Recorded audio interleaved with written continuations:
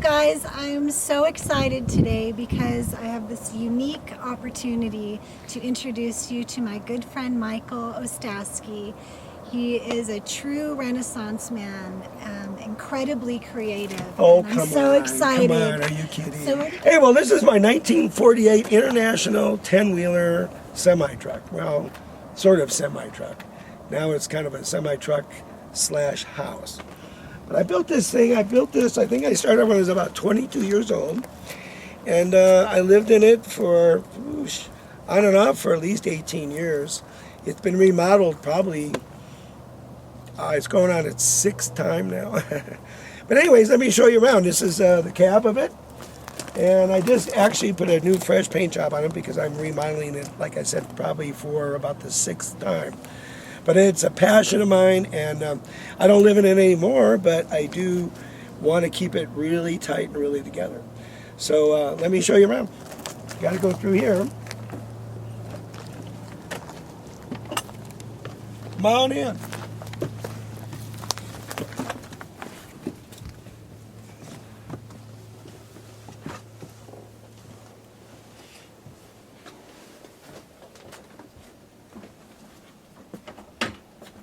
Let me shut that so we can get a better light. So anyways, that's the main entrance. That was the back entrance. That's the back porch. And it's a really pretty nice space, you know. I mean, I've created I think a warm environment, you know, a lot of natural wood, a lot of skylights, which I love, the natural light. So you really don't feel like you're in a truck. But the cool thing about this is it's only 8 feet wide. But it is 38 feet long. It's got 2 bedrooms, a bathroom, a pellet stove, a little kitchen area, a little dining area.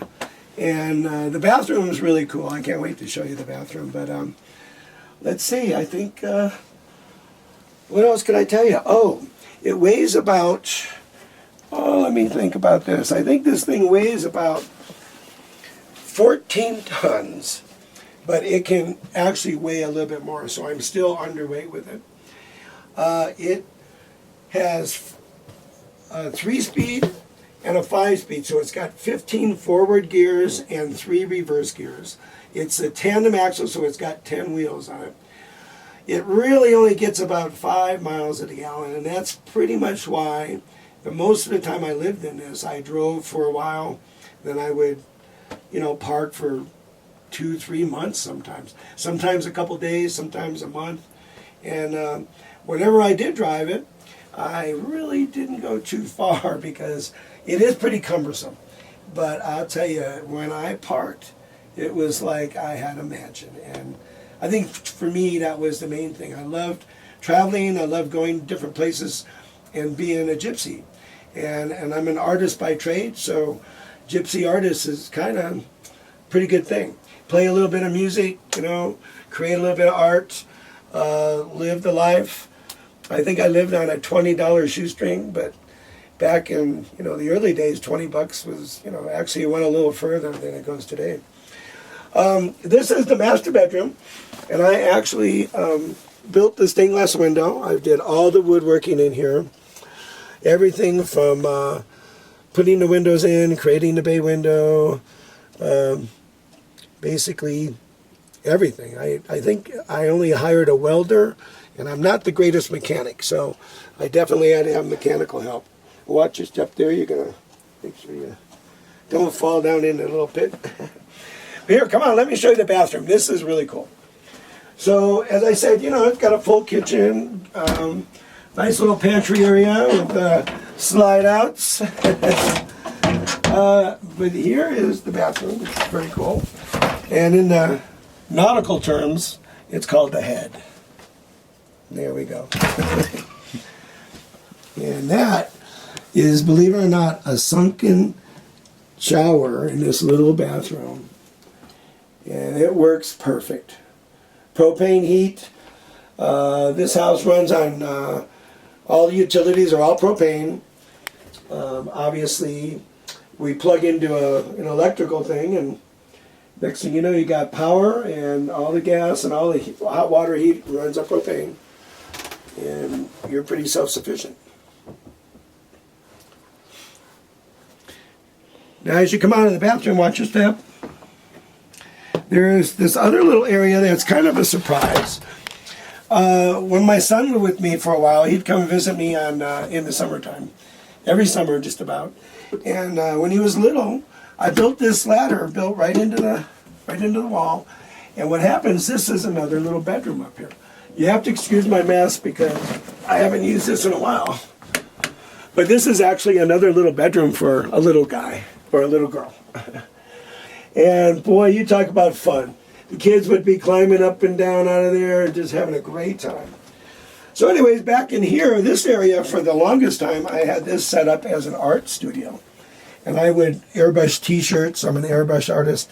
I've done the stained glass. And so I've kind of gone through all the gammas of living life on the road, trying to make a dollar.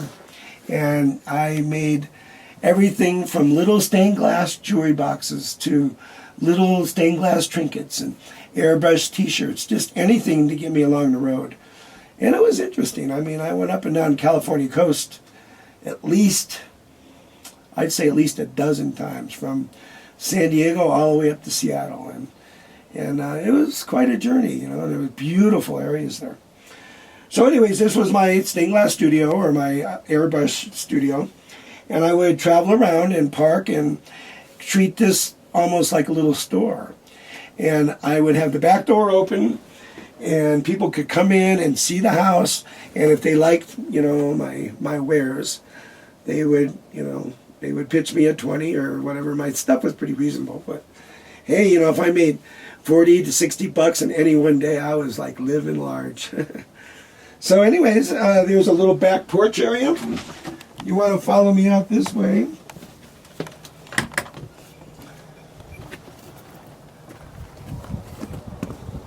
Kind of bright and sunny, but now if you take a look and you'll see the way this thing's built.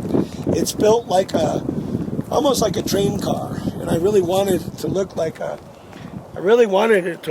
train car. When you're driving down the road, I wanted this to look like kind of a classy train car, but at the same time, when it was parked, I wanted it to look like it was a real house just sitting on a hill.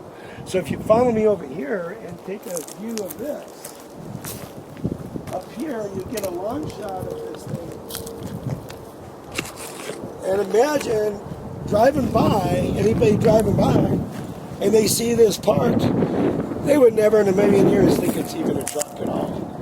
So that was kind of one of my other main objectives. I wanted it to kind of hide in the trees. And yeah. And as you can see, I'm getting ready to give it another paint job on the actual siding and all that. So I've been scraping and I'm getting ready to give it all this woodwork now, and I just added these little turret things on the bottom just recently and actually the bay windows were just added too. But if you want to know more, there was a book in the early 80s, and it was called Rolling Homes by Jane Lids. And I know you can, if you haven't seen one or you're interested in this type of thing, you got to pick up a copy of that book. And then there's another book, and it's done by a very good friend and mentor of mine, and his name is Roger Beck. And he did a book called Some Turtles Have Nice Shells. And I got the opportunity to be in both of those books. But more importantly, these guys were my mentors. They were off the cuff. They were doing stuff that were just so freaking cool. And I always wanted to be just like them. So I guess I just kept pursuing, and I kept doing my dream, and actually it's come true. And so there you have it. Hope you enjoyed this video, and look up my other friends. Some Turtles Have Nice Shells and Rolling Homes. All right, man. Take it easy.